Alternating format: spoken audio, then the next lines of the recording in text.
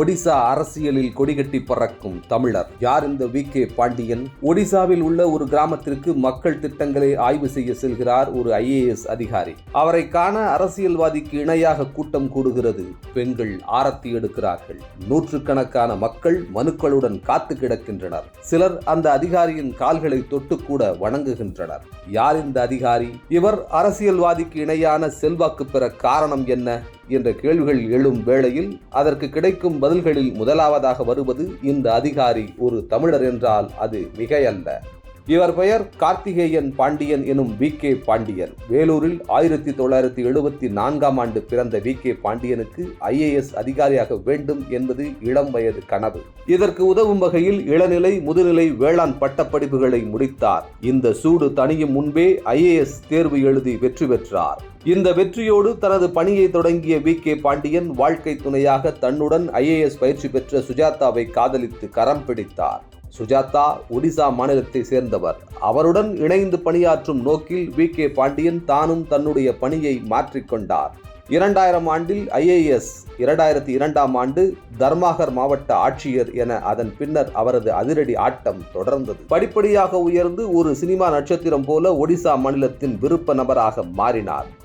எந்த பொறுப்பை கொடுத்தாலும் அதில் சிரத்தை எடுத்து மக்களுக்கு நன்மைகளை செய்ததே இதற்கு காரணம்.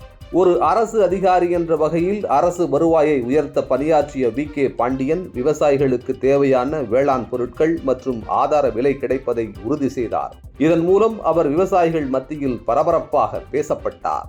கஞ்சம் மாவட்டத்தில் எய்ட்ஸ் நோயாளிகளை மீட்டு அவர்களுக்கு மறுவாழ்வு கொடுக்கும் திட்டத்தை சிறப்பாக செயல்படுத்தி நற்பெயர் பெற்றார். நாட்டிலேயே மகாத்மா காந்தி ஊரக வேலைவாய்ப்பு திட்டத்தை சிறப்பாக பயன்படுத்திய மாவட்டம் கஞ்சம் மாவட்டம் என்ற நிலையை உருவாக்கிய பெருமையும் இவருக்கு உண்டு. இதன் மூலம் மக்கள் வேலை தேடி மற்ற பகுதிக்கு செல்லும் நிலை மாறியது. மேலும் ஊதியத்தை தொழிலாளர்களின் வங்கி கணக்கில் செலுத்தி நாட்டிற்கே முன்னோடி செயல் திட்டத்தை செயல்படுத்திய பெருமையும் வி.கே. பாண்டியனுக்கு உண்டு.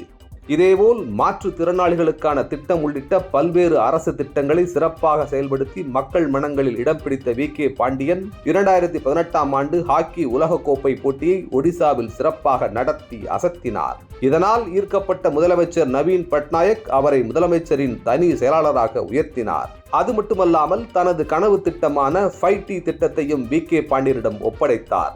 5T என்றால் team work, technology, transparency, time, transformation என 5 கோட்பாடுகளை உள்ளடக்கியதாகும். இப்படி படிப்படியாக உயர்ந்த வி.கே. பாண்டியனை அடையாளம் கண்ட நவீன் பட்நாயக் அவரை தனது வாரிசாக எண்ணினார். எந்த ஒரு அரசு அதிகாரியோ அமைச்சரோ முதலமைச்சரை காண வேண்டும் என்றால் வி.கே. பாண்டியனின் அனுமதி பெற்ற பிறகே முதலமைச்சரை பார்க்க முடியும். ஒடிசா மண்ணை சாராத ஒருவர் முதலமைச்சருக்கு அடுத்தபடியான செல்வாக்கை பெற்றிருந்தது அரசு நிர்வாகத்திற்குள்ளும் கட்சிக்குள்ளும் புயலை கிளப்பியது. ஆனால் முதலமைச்சர் நவீன் பட்நாயக் அவரை சிறிதும் விட்டுக் கொடுக்கவில்லை. இந்த நிலையில் கடந்த ஆண்டு தனது பதவியை அதிரடியாக ராஜினாமா செய்தார் வி.கே. பாண்டியன். 3 நாட்களில் அவரது ராஜினாமாவை மத்திய அரசு ஏற்றது. அதற்கு பிறகு நடந்ததுதான் ட்விஸ்ட். கேபினட்டுக்கு இணையான ஒரு பொறுப்பை வி.கே. பாண்டியனுக்கு வழங்கினார் முதலமைச்சர் நவீன் பட்நாயக். இப்படி ஒடிசாவின் அரசு மற்றும் அரசியல் அத்தியாயங்களில் கொடிநாட்டி பறக்கும் தமிழரான வி.கே. பாண்டியன் டாக் ஆஃப் இந்தியன் பாலிடிக்ஸாக மாறிவிட்டார் என்றால் அது மிகையல்ல. இந்த நிலையில் ஒடிசா மாநிலம் மக்களவை, சட்டமன்றம் என 2 தேர்தல்களையும் ஒரே நேரத்தில் சந்திக்க உள்ளது. இதில் நவீன் பட்நாயக் மீண்டும் வெற்றி பெற்று முதலமைச்சரானால் வி.கே. பாண்டியனே துணை முதலமைச்சர் என்ற பேச்சும் அடிபடுகிறது. அதே நேரத்தில் மண்ணின் மைந்தர் அல்லாத ஒருவருக்கு கூடுதல் முக்கியத்துவம் என்ற விமர்சனமும் அவரை துரத்தி வருகிறது.